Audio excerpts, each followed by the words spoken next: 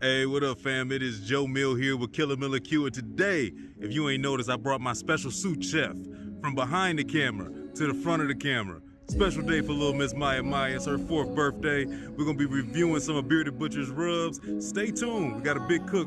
I'm bringing you in here, still in Ohio with the family. We got brisket, we got chicken, and we got a whole lot of fun. Hold tight, and cake.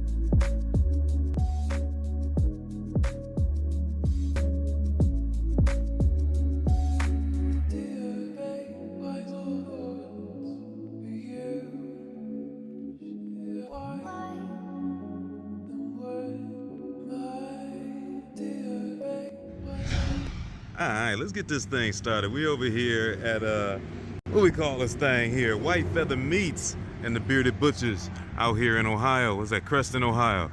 We about to go up in here and see if we can't find us a little something for my baby party. I'm looking for something for my briskets here, and as well as probably some whole chickens. Let's get up in the inside.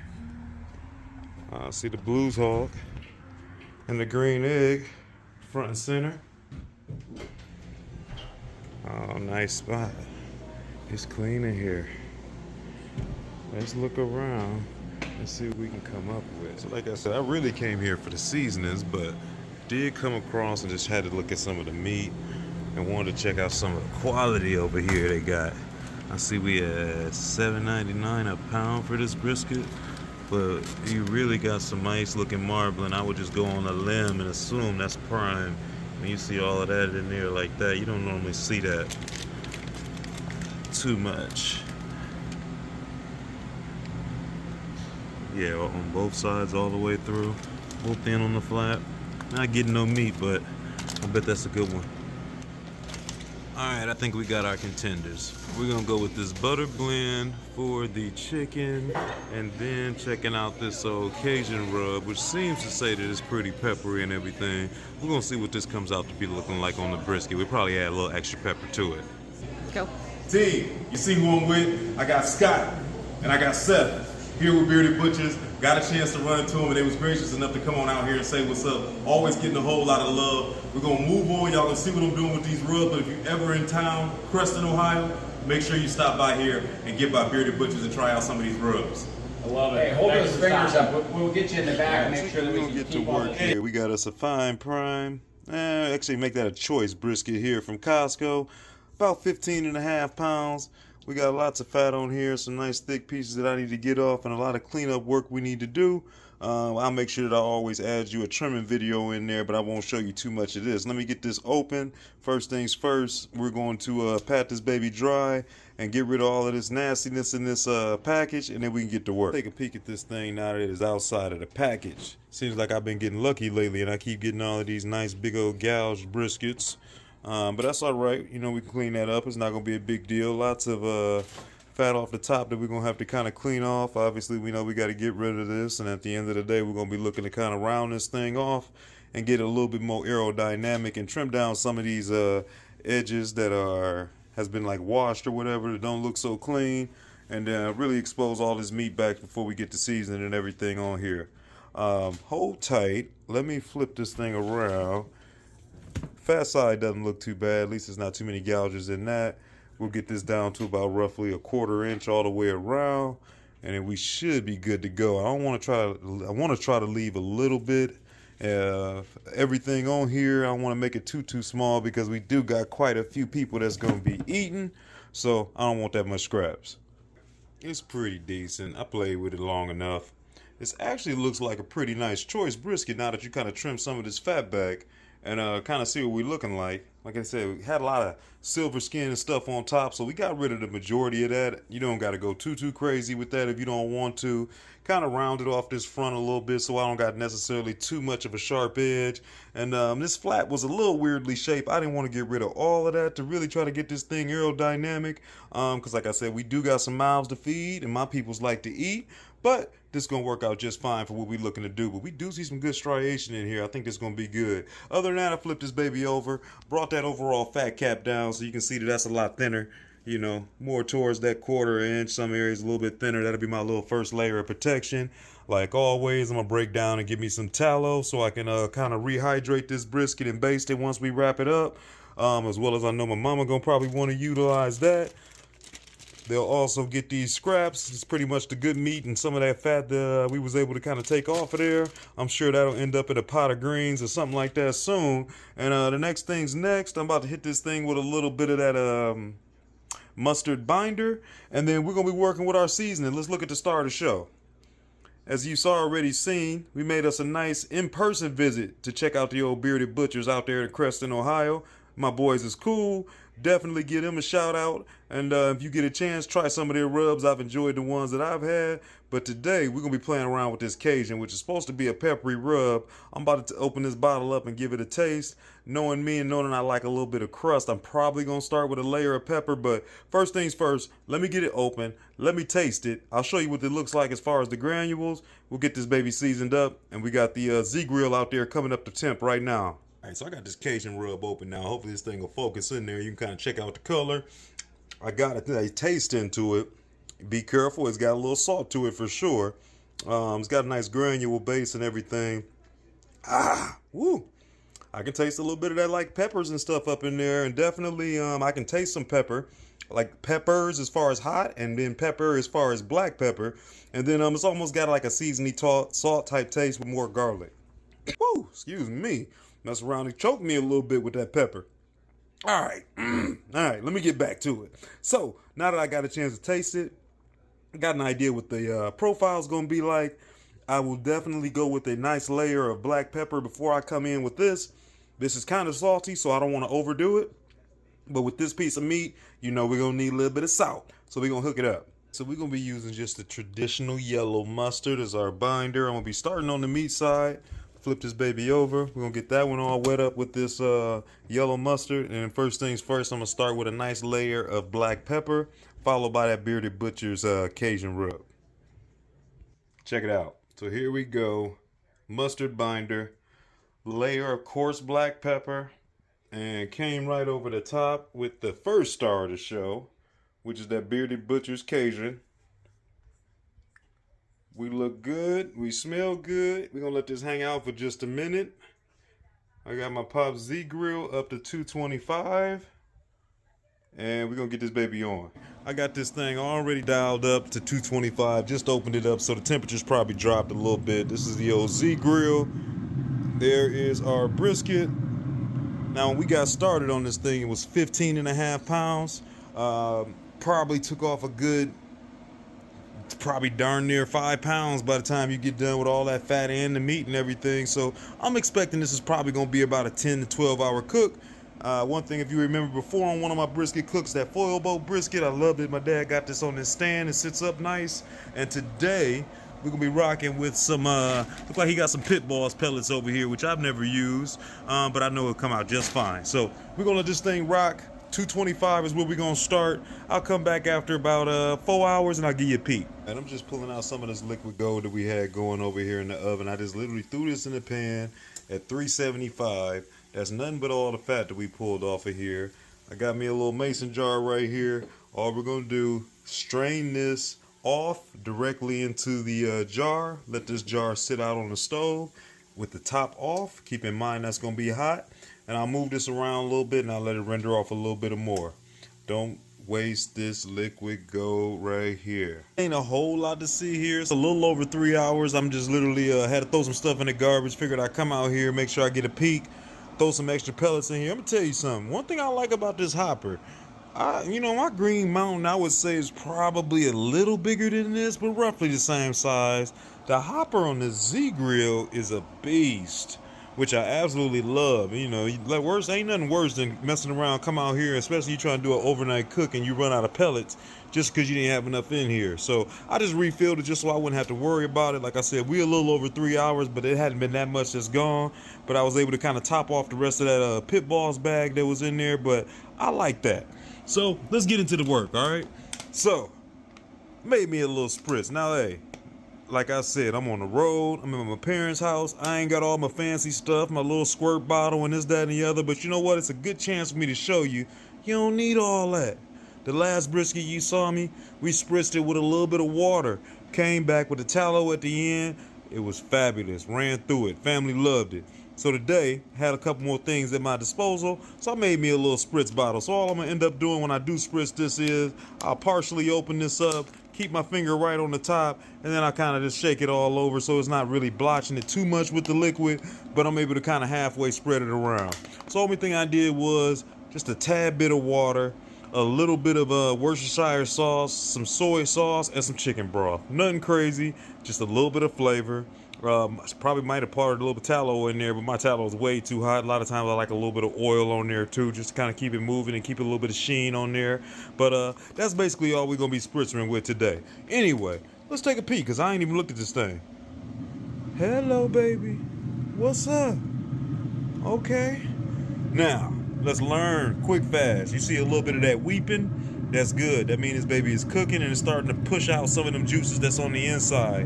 While I know this is starting to dry up a little bit, I'm not giving it nothing just yet. I want it to dry up. The whole idea for us getting bark is for this outside exterior to dry out, crisp up, and give us some bark. Obviously, I don't want it to get too dry. I'm 3 hours in. Usually I'm not going to start spritzing until around 4 or so. I'm up kicking it with my girls and my little niece, so I got a little bit more time. I'm not really too worried about it, or maybe I might hit it and then go to bed or something like that. But in my case, I'm going to let this thing stay as is, close this baby back up, and let it keep going. You can also see it's already starting to render a little bit. That's exactly what we want. Other than that, right now, this stage is nothing but about getting smoke into this brisket and getting myself to the color I want. So we're going to be pretty much going at least about halfway. Rotate this baby around, because I like to try to get me some even cooking. Even though usually my flat side is going to be a little bit more forgiving. Or I'm sorry, my point side is going to be a little more forgiving with the amount of fat that I'm trying to get out of it versus the leaner side. But that's pretty much our game plan. So I'm going to leave this right as you see it. And we in my garage, man. So we just kind of hanging out up in here just in case it rains out here. This Midwestern life, but we still smoking. Okay? Other than that, I'll bring you back later on when it's time to spritz. We'll see what it look like in about an hour or so. Hey team, I wanted to jump in here real quick and let you know thanks for following along on today's cook, kicking off my baby's birthday. If you're new to the channel, go to that bottom right corner, make sure that you subscribe, check out some of the other videos you've missed. And other than that, for the rest of y'all, I appreciate y'all bringing y'all in here with my baby and the rest of the family. I'll catch y'all a little bit later. Let's get back to the work. 5 hours, 10 minutes. We've been holding strong, still at that 225. This baby looking good. You see, it's pretty much self-based in itself. I really didn't trim it too hard to try to get that beautiful Mama and Papa Joe CJ trim in. And definitely then you get everything kind of like a boulder and everything just kind of run off the sides. But you can kind of see it just kind of running more or less, but it's kind of more or less self-based in itself. So I don't really got to do too much with it yet. I'm going to let this thing go. Like I said, we're a little over 5 hours. We're looking pretty good. It smells great out here, so I ain't too mad at these pellets so far. And we'll check it out later on. Got it 6 hours in, still holding strong at this 225. I just rotated this thing real quick, man. We look beautiful. My bark is holding up good. We still getting this self-based in, but I am gonna give it a little bit of love so I don't dry out completely. But we not coming off of there. Like I said, we 6 hours in. Now I know where I want to be. Now I know where I want to be. All right, let's see if I can get this done with one hand. We're gonna come back over here. Like I said, I just got this top lightly on here after I pretty much opened it up, and all we're gonna do is just kind of give it a little wetness in these dry areas, more or less. Kind of give it a little bit of moisture. Pardon my reach, you know, I'm just trying to do this thing two-handed or one-handed, however you want to look at it. But basically in this rub, we don't got nothing in here but a little bit of chicken broth. I If I'd have had beef broth, I could have easily used that. There's a little bit of soy sauce in here, a little bit of Worcestershire, a little bit of water, nothing crazy. And we're just gonna give it a little bit of moisture. I rotated this thing, if you ain't noticed, 180, so I got the flat side now towards what I believe, and I ain't never did no test on this grill or nothing like that, you know, keep in mind I'm over here working on my dad's grill.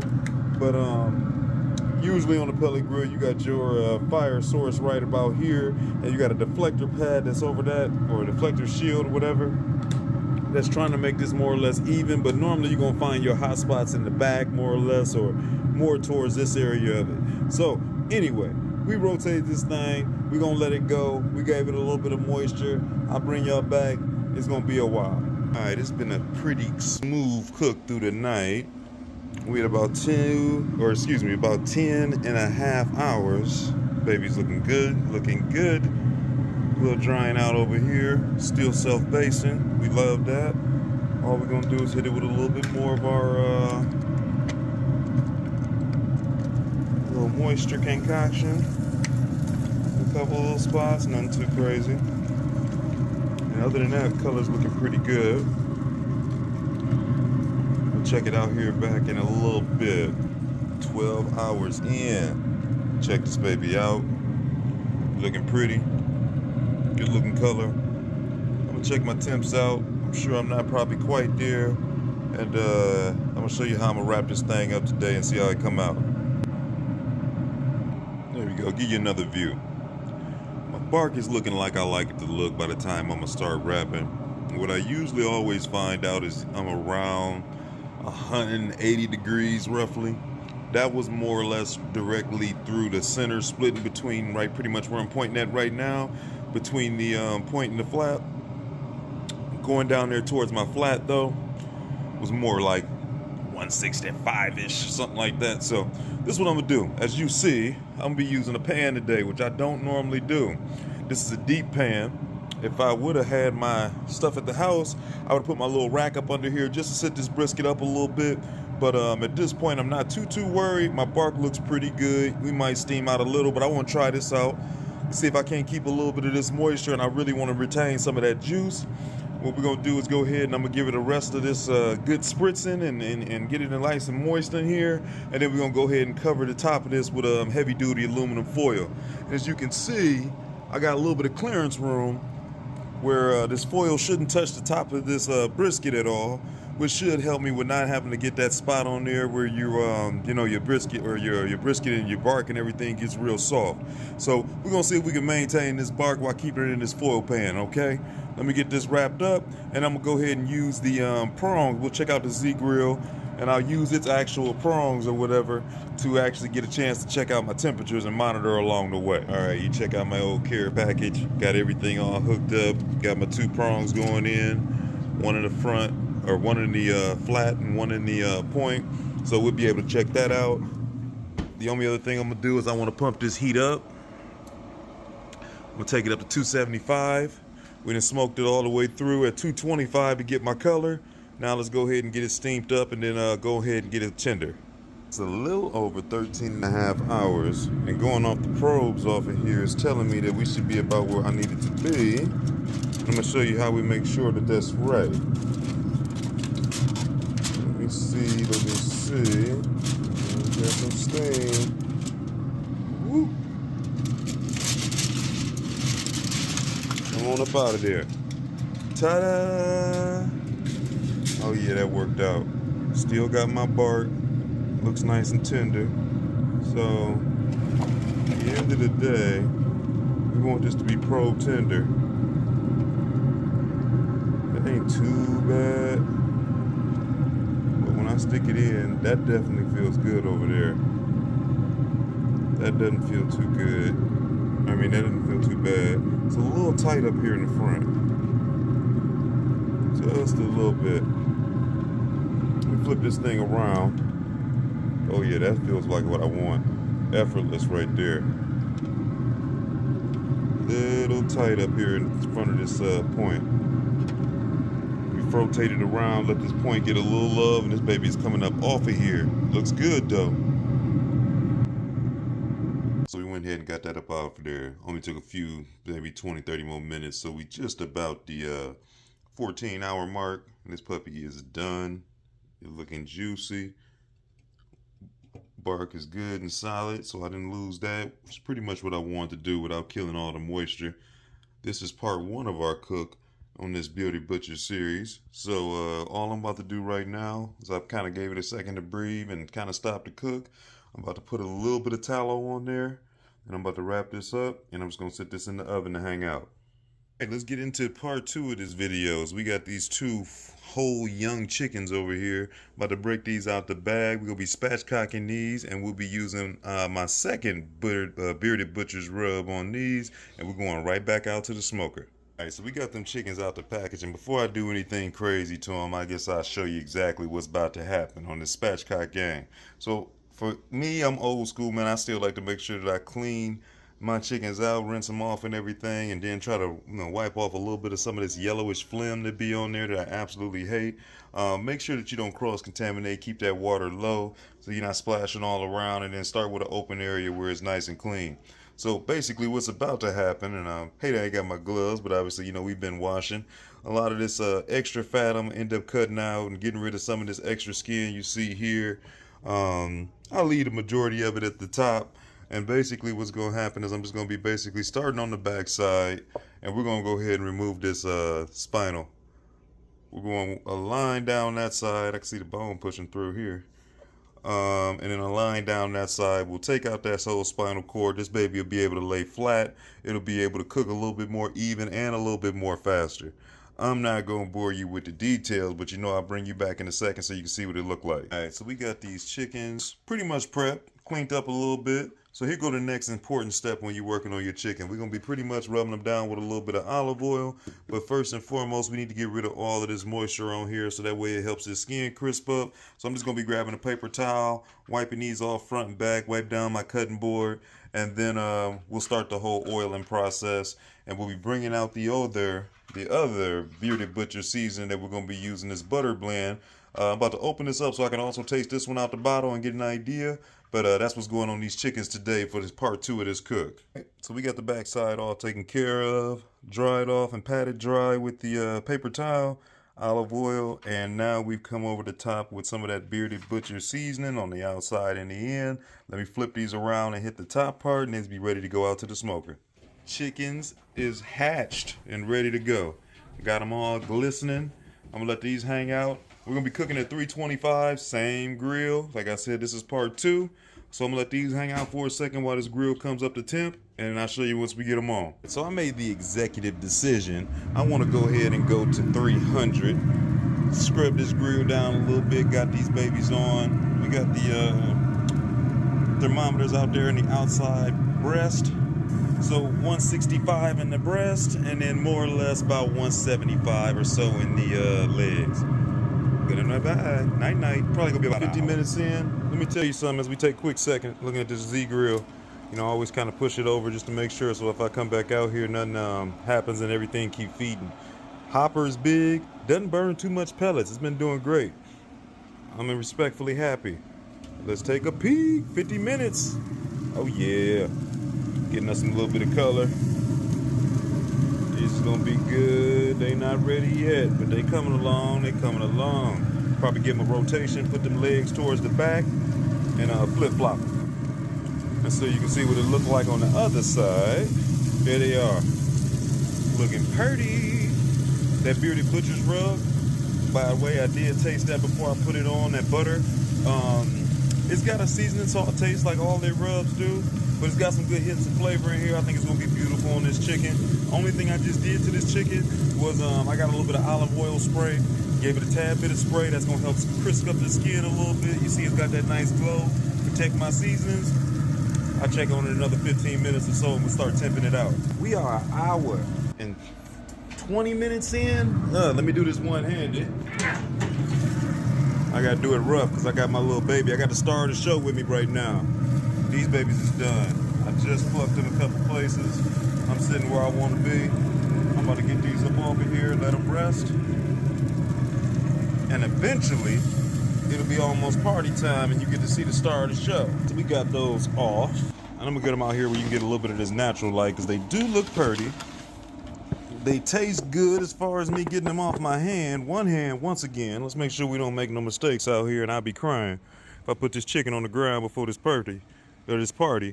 So today is all about my little baby 4-year-old birthday party. So we putting together a nice soiree. Got the whole chickens out the way. I'm gonna tell you, that Z-Grill, I'm not mad at it. That thing has been cooking for at least 16 hours. Not a hiccup. Everything came out flawless. Let's move to the next progression. All right, here go your first views. I'm bringing this thing out. I got people coming, so I need to get some stuff sliced up and start breaking off some people that won't be able to stay here all day. Bark looks great. I didn't lose nothing by wrapping it up over that aluminum foil. And all I did was take a little bit of that juice that pretty much came off of it inside of that pan, put it right back over the top. This is rested for a while now, so it is a little bit cooler, but I think I should be able to get me some decent slices. I don't know how sharp this knife is. I just kind of grabbed a random one. But one way or another, I'm going to get through this thing.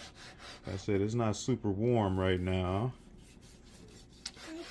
Don't put your hands. All right. You hear the birthday girl making sure that I'm safe. I got a nice smoke ring on there. This baby is nice and juicy. No, don't hit your hand. And you can't put it closer because you might cut your hand. I'm going to go ahead and finish this whole cutout. Mom. And we're going to come back and I'll show you what we really looking like in this middle and some of the center. And definitely, this is not the sharpest knife, but it's getting me through. My slices look great though. Hold tight. So here it is with everything all sliced up. I tell you what, this one came out pretty good. Definitely came out pretty juicy. Nice, beautiful smoke ring as you see there. That Z-Grill, put it down again. We'll grab one of these slices closer to the middle. Easy on the bend test. No problems. And I'm liking trying to do this one hand thing. Look at that. Come on now. Let me get a quick taste on this and let me show you some of this point. Nice smoke ring, beautiful bark. Nice and rendered. Obviously nice and juicy. I'm gonna wait on that until I get some more people here. But let me get a taste of what we do got. Check that out, check that out. Or super tender, beautiful bark, lots of moisture. Loving this. Oh yeah. Bearded Butcher did a great job. That Cajun rub on this brisket with a little black pepper. 13.5 hours on that Z-Grill using that Pit Boss pellets. Nice job. We'll see what some of the other people think about it.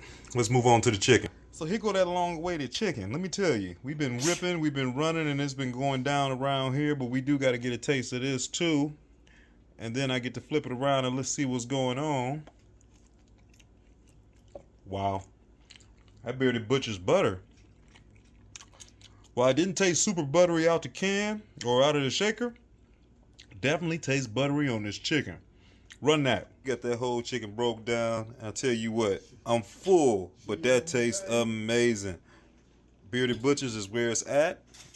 We're going to conclude this cook, and let me get back to the party. To wrap this thing up, next day later, my quick reflections. Bearded Butchers came through like I probably already done seen. Chicken came out banging, nice little smoke flavor in there. I tell you what, them Pit Boss pellets and the combination with that Z-Grill came out good. Definitely did the job. Brisket was slamming. I like a lot of the seasonings and some combinations that I got just as good, but I could not complain with that Cajun rub. I like that as well. Definitely some ones that I'll be keeping on playing with. I try those with different meats, and you'll get to kind of check that out too. But other than that, big shout out to my family here that all looked out for us while we was here for our stay. Try to bring y'all in here and give y'all something authentic and real. Obviously a big shout out. Make sure you give me a thumbs up for my girl's birthday, little Maya. And other than that, Black Smoke Barbecue and everybody else that's been following along, I appreciate y'all. We catch y'all on the next cook. Peace.